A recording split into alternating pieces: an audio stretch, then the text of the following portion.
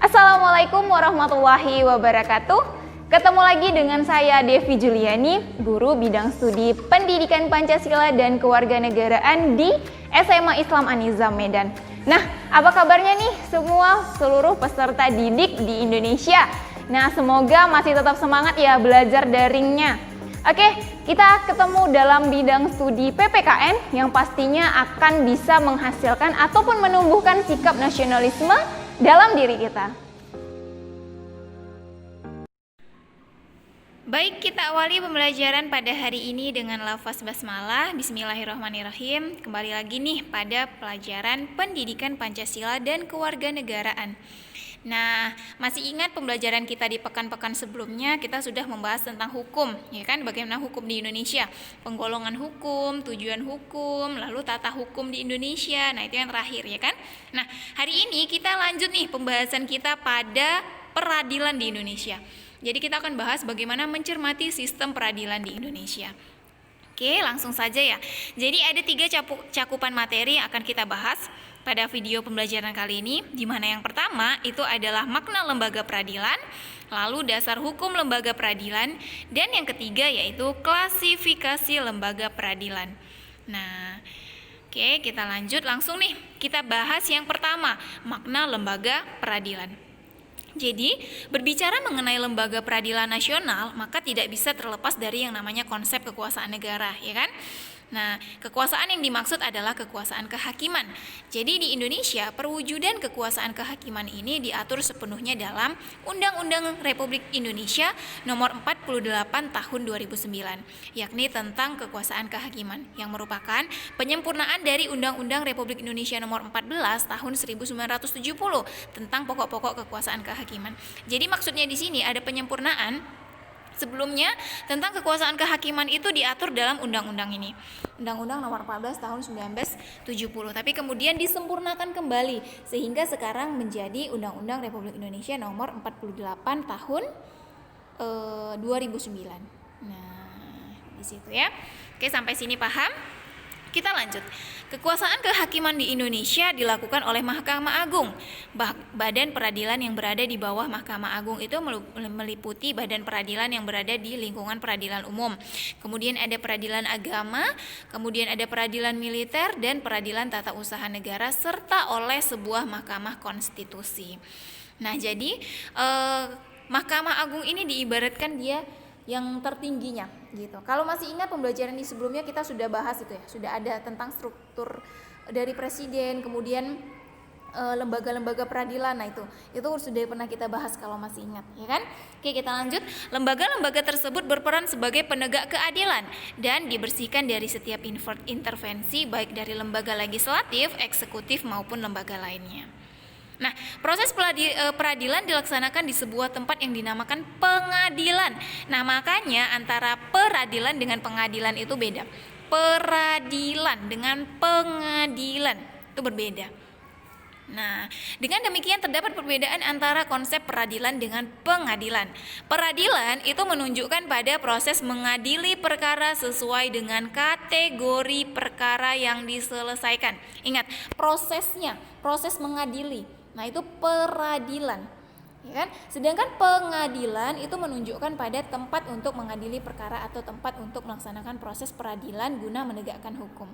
Jadi ingat, peradilan itu adalah prosesnya, kemudian pengadilan itu adalah tempatnya. Misal, sebuah kasus sedang diselesaikan di pengadilan negeri, misal titik-titik gitu, ya kan? Jadi pengadilan itu tempatnya, peradilan itu prosesnya. Nah, jangan sampai kebalik ya. Oke, jadi pengadilan secara umum mempunyai tugas untuk mengadili perkara menurut hukum dengan tidak membeda-bedakan orang. Pengadilan tidak boleh menolak untuk memeriksa, mengadili, dan memutus suatu perkara yang diajukan dengan dalih bahwa hukum tidak ada atau kurang. Akan tetapi pengadilan wajib memeriksa dan mengadili setiap perkara peradilan yang masuk. Nah, itu yang pertama. Kemudian kita masuk yang cakupan materi yang kedua, yaitu dasar hukum lembaga peradilan. Jadi ada 4 dasar hukum lembaga peradilan kita. Ada sedikitnya itu nanti banyak, lebih dari 10 ya.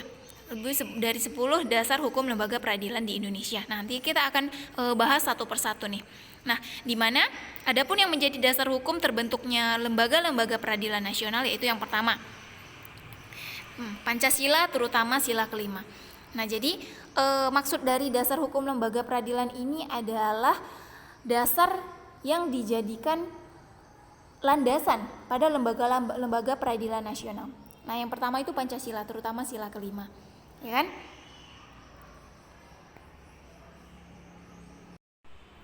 Nah, kenapa kemudian sila kelima yang paling utama daripada dasar hukum ini? Karena memang isinya adalah keadilan sosial bagi seluruh rakyat Indonesia. Jadi memang hukum itu harus adil. Nah, hukum itu harus berlandaskan keadilan. Maka dari itu, yang pertama itu adalah Pancasila, terutama sila kelimanya, kan, keadilan. Nah, kemudian yang kedua, dasar hukumnya itu Undang-Undang Dasar Negara Republik Indonesia tahun 1945, itu pada bab 9 pasal 24 ada ayat 2 dan juga ayat 3.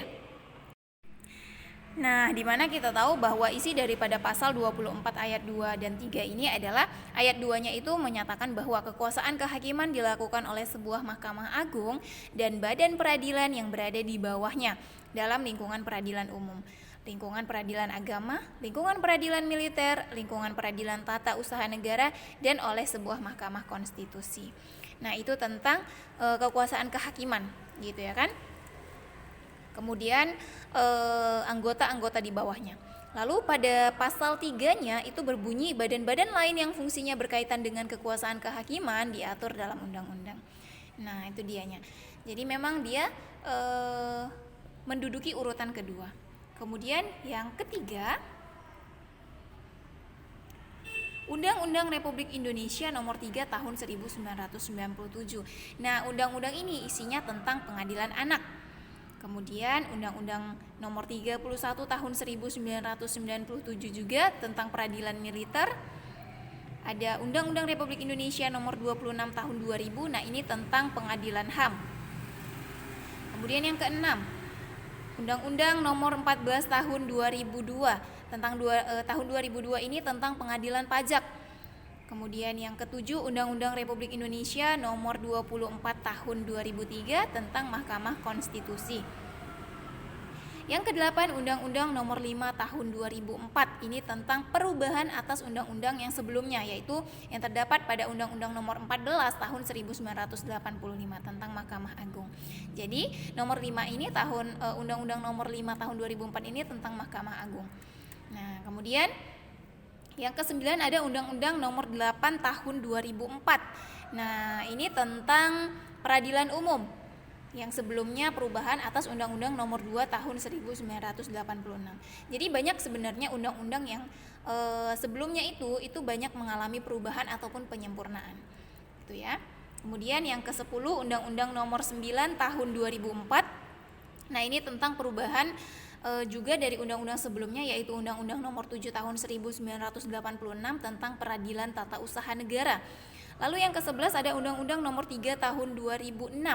Nah, ini tentang peradilan agama. Lalu Undang-Undang Nomor 3 Tahun 2009, ini tentang Mahkamah Agung. Kemudian ada yang ke-13 Undang-Undang Nomor 46 Tahun 2009. Ini tentang pengadilan tindak pidana korupsi. Nah, jadi ada 17 undang-undang ya. Di mana yang ke-14 Undang-Undang Nomor 48 Tahun 2009 tentang kekuasaan kehakiman. Lalu ada Undang-Undang Nomor 49 Tahun 2009. Ini tentang perubahan juga, perubahan kedua atas Undang-Undang Nomor 2 Tahun 1986. Ini tentang peradilan umum juga.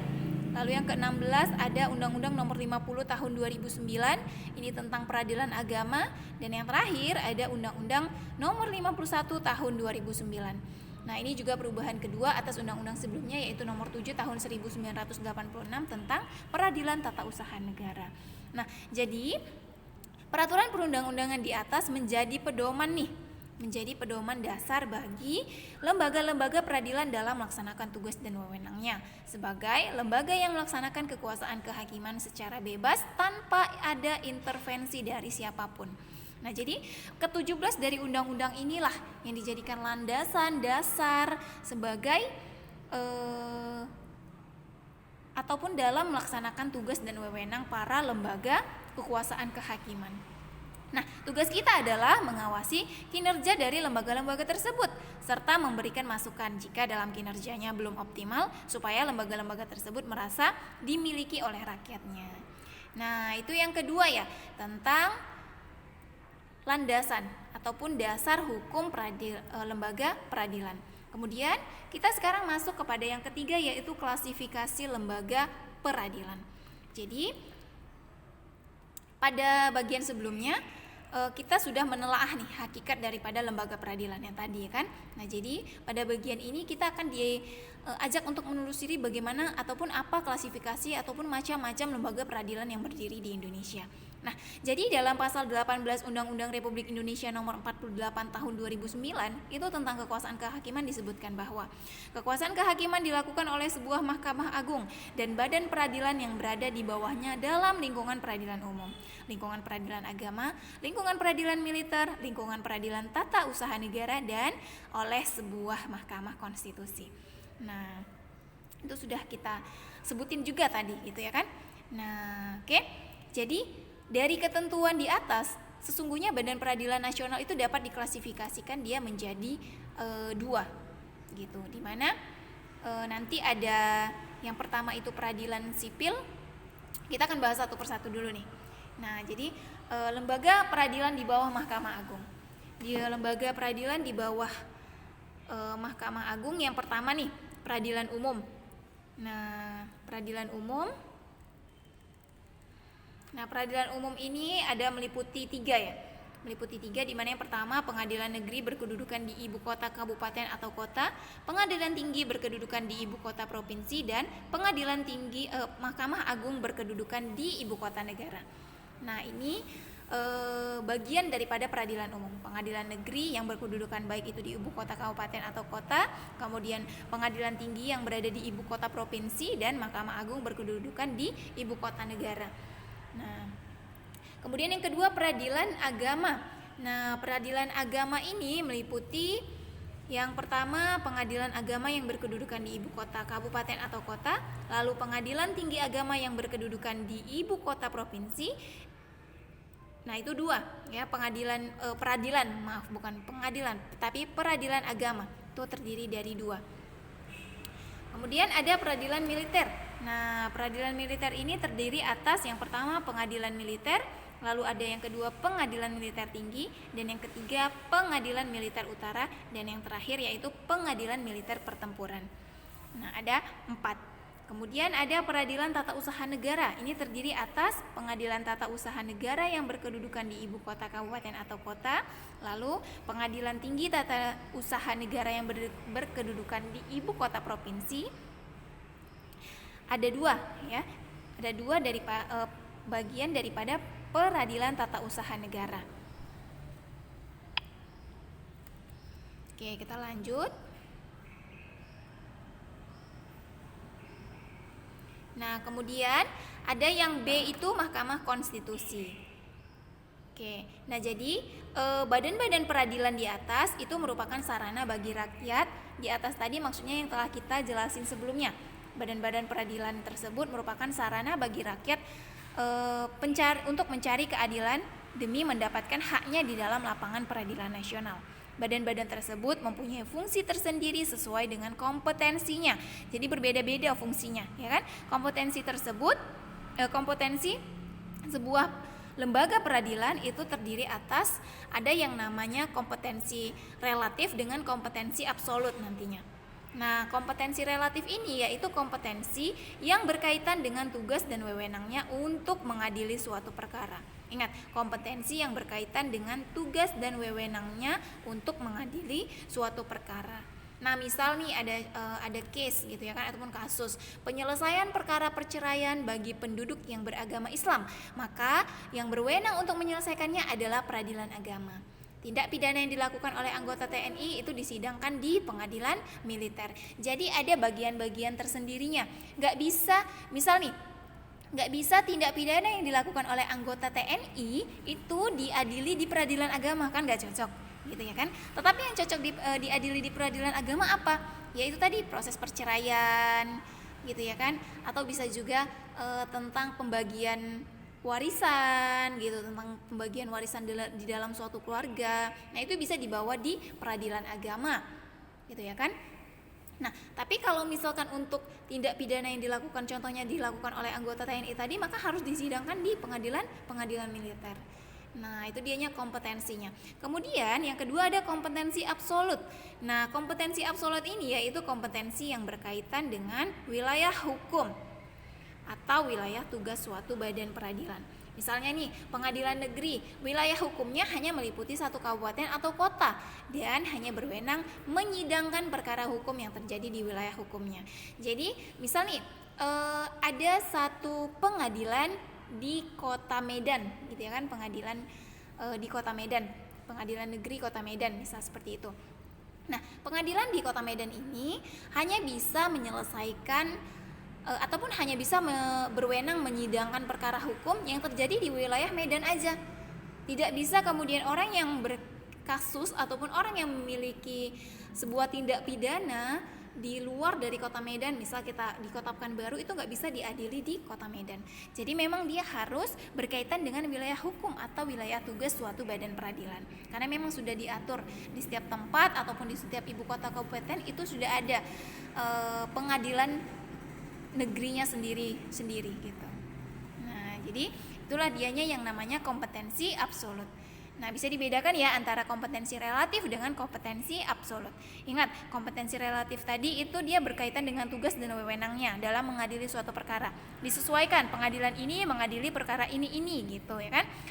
Pengadilan A maka dia mengadili suatu perkara yang berhubungan dengan A. Tapi kalau misalkan kompetensi absolut tadi adalah kompetensi dia yang berkaitan dengan wilayah hukumnya. Misal di Kota Medan, ya yang menjadi wilayah hukumnya adalah wilayah seluruh Kota Medan gitu. Oke, sampai sini paham ya? Nah, baik. Itu adalah materi pembelajaran kita pada hari ini yang berjudul Mencermati Sistem Peradilan di Indonesia. Ingat, tadi kita sudah membahas tentang makna lembaga peradilan, kemudian kita juga sudah membahas dasar hukum dari lembaga peradilan, tadi ada 17 ya kan, yang menjadi dasar ataupun pedoman bagi lembaga-lembaga peradilan dalam melaksanakan tugas dan wewenangnya sebagai lembaga yang melaksanakan kekuasaan kehakiman di Indonesia. Lalu ada klasifikasi lembaga peradilan. Nah, klasifikasi lembaga peradilan tadi sudah ada pembagian-pembagiannya, kemudian yang terakhir juga kita sudah bahas tentang Mahkamah Konstitusi. Oke, sampai sini dulu pembelajaran kita pada hari ini. Semoga paham dan semoga bermanfaat. Kita akhiri pembelajaran kita dengan lafaz hamdalah. Demikian video pembelajaran kita hari ini. Sampai jumpa pada video-video pembelajaran selanjutnya. Dan jangan lupa, kalau video pembelajaran ini bermanfaat untuk kamu, silahkan di like, komen, dan juga share video ini. SMA Islam An-Nizam Medan, unggul, cerdas, islami. Wassalamualaikum warahmatullahi wabarakatuh.